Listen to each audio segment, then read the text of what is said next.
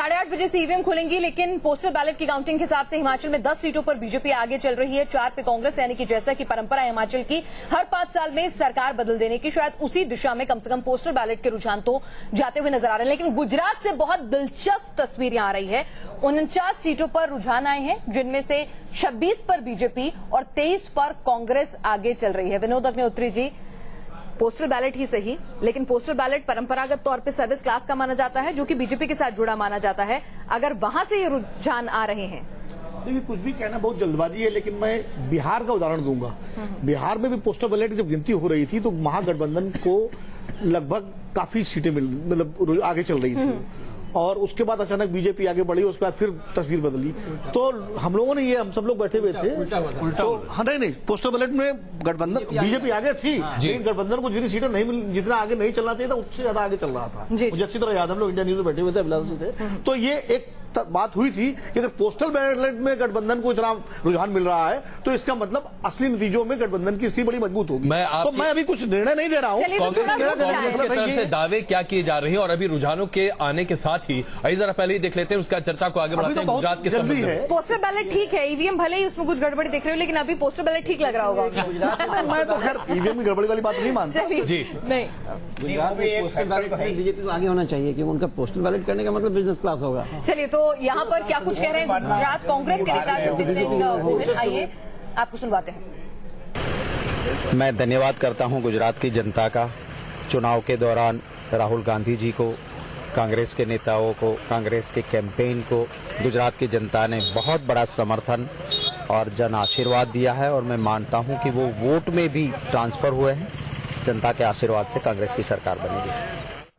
तो काफी उत्साहित है, और एक तरह से कांग्रेस को इस बात का भरोसा है कि गुजरात में कांग्रेस अपनी बढ़त बना सकती है। हालांकि 68 सीटों के रुझान सामने आ चुके हैं, जिसमें 35 भारतीय जनता पार्टी के खाते में जाती दिखाई दे रही है गुजरात में, 33 कांग्रेस गठजोड़ के खाते में जाती दिखाई दे रही है। ये अपने आप में एक अलग ही तस्वीर प्रस्तुत कर रही है। क्या यह कांटे का मुकाबला हो सकता है? बड़ा सवाल यही निकलकर आता दिख रहा है। अभिलाष जी, क्या वाकई में कांटे का मुकाबला गुजरात में हो सकता है? और अगर ऐसा हो गया तब तो शायद बीजेपी ने जो पूरा दमखम लगाया है, प्रधानमंत्री नरेंद्र मोदी ने 34 सभाएं की, जिनमें 167 सीटों पर उसका प्रभाव है, तो क्या ये प्रभाव कम होता दिखेगा? और अगर ऐसा होगा तब तो प्रधानमंत्री की छवि पर भी काफी सवाल उठेंगे। मुझे लगता है थोड़ी सावधानी बरतने की आवश्यकता है अभी इस स्तर पर, कि जो पोस्टल बैलेट है उसका तौर तरीका अलग होता है। हम भी जानते हैं कौन लोग वहां पर करते हैं, जो बाहर पोस्टेड लोग रहते हैं, जो तो ये अभी भी वैसे भी रुझान है 40 और 33 के, और ये कोई बहुत क्लोज कंटेस्ट हो रही है, और ईवीएम से जो नतीजे निकल गए हैं उसके ऊपर ये आधार नहीं है, तो इसलिए ये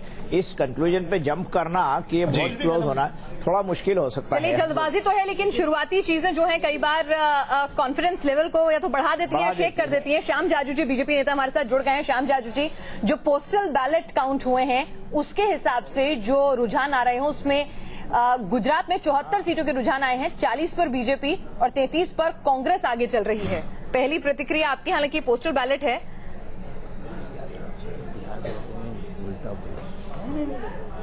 ये सही है कि पोस्टल बैलेट का भी रुझान आ रहा है जी। ये जो बता रहा है, हमें निश्चित कॉन्फिडेंस है जैसे जैसे मतगणना आगे बढ़ेगी, भारतीय जनता पार्टी गुजरात में थंपिंग मेजॉरिटी से जीत रही है। इसके विषय में हमारे मन में कॉन्फिडेंस है बिल्कुल। निश्चित रूप से वो रिजल्ट आपको कई घंटे में। पोस्टल बैलेट तो सर्विस क्लास का होता है, और सर्विस क्लास परंपरागत तौर पर बीजेपी के साथ खड़ा हुआ माना जाता है, तो कोई चिंता आपको?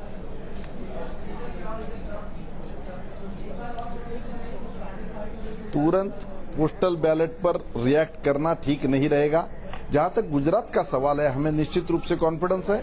हमने वहां पर विकास का मॉडल प्रस्तुत किया है। गए 22 साल से वहां भारतीय जनता पार्टी का शासन है। हमने जिस प्रकार की ताकत वहां पर लगाई है, हमें उसके रिजल्ट मिलने वाले हैं। गुजरात की जनता सोच समझकर मतदान करती है। श्याम जाजू जी, एक बड़ा सवाल आज इलेक्शन कमीशन पर और पूरी मतगणना की प्रक्रिया पर भी लगाया जा रहा है, और कहा यह जा रहा है कि जो ईवीएम्स हैं उसके साथ छेड़छाड़ करने में आपकी पार्टी ने महारत हासिल कर ली है, और यहां तक कहा जा रहा है कि सरकार यह प्रकरण किसी भी तरीके से गुजरात में आप बनाना चाहते हैं, और इसीलिए सब कुछ हो रहा है। विपक्ष ने 44 कंप्लेंट्स कल के कल में दर्ज की हैं। क्या आपको लगता है कि इस तरह के आरोप आपकी पार्टी पर सही हैं?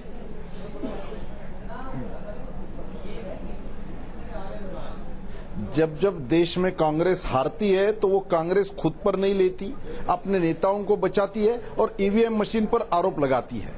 इस प्रकार के आरोप करना ये कांग्रेस की पुरानी फितरत है। ये जनता का और लोकतंत्र का अपमान है। जब आप जीतते हैं तो ईवीएम मशीन ठीक है और जब आप हारते हैं तो ईवीएम मशीन में गड़बड़ है, और इसकी शुरुआत पहले से ही आप आरोप प्रत्यारोप करना शुरू कर देते हो। कोई भी संवैधानिक संस्थाओं पर ऐसे पदों पर बैठे हुए नतीजा अगर आपके हक में नहीं आए तो कम से कम आप तो अपने नेताओं को नहीं बचाएंगे ना कांग्रेस की तरह से। है इसके बारे में उनको श्याम जाजू, लेकिन एक बात आपको याद दिला दूं, 2009 के लोकसभा के चुनाव ईवीएम मशीन पर हम निश्चित रूप से आरोप नहीं करेंगे। नहीं, मैं श्याम जाजू, मैं सिर्फ आपको याद दिलाना चाहता हूं, 2009 में जब लोकसभा का चुनाव हुआ था उस वक्त भी ईवीएम मशीन से छेड़छाड़ की बात खुद आप ही के पार्टी के प्रवक्ता अभी जो हैं राव साहब, उन्होंने कहा था और आडवाणी जी ने इस मुद्दे को बड़ा बनाकर सामने प्रस्तुत भी किया था।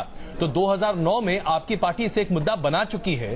अब जब विपक्ष इसे मुद्दा बना रहा है तो क्या इसे विपक्ष की कमजोरी कहना अपने आप में सही होगा?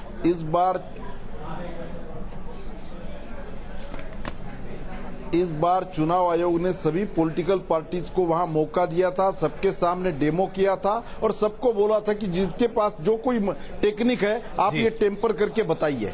कोई भी पार्टी उसमें सक्सेस नहीं हुई और पूरा उनका मशीनरी, उनका ईवीएम मशीन ये टेस्ट फुल प्रूफ बन गया। लोगों को उस पर भरोसा रखना पड़ेगा। ऐसे इस प्रकार के आरोप करके कांग्रेस अपने को टाल नहीं सकती।